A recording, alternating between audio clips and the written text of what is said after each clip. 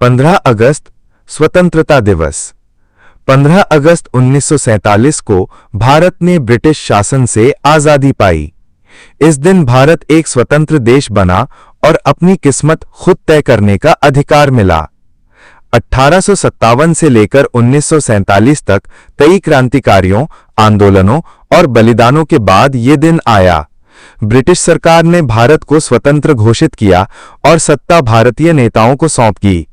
पंडित जवाहरलाल नेहरू ने 15 अगस्त की आधी रात को ट्रिस्ट विद डेस्टिनी भाषण दिया।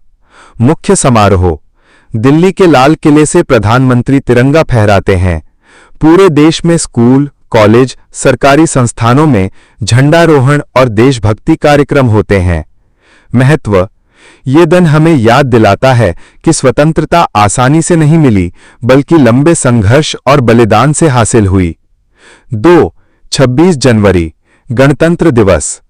26 जनवरी 1950 को भारत का संविधान लागू हुआ और भारत गणतंत्र बना। इस दिन से भारत में शासन का आधार संविधान बना, न कि किसी राजा या विदेशी सत्ता का आदेश। ऐतिहासिक पृष्ठभूमि।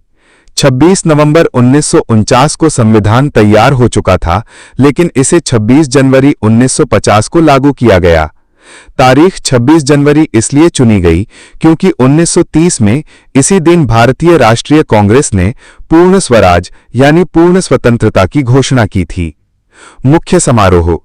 नई दिल्ली के राजपथ, अब कर्तव्य पथ पर भव्य परेड होती है।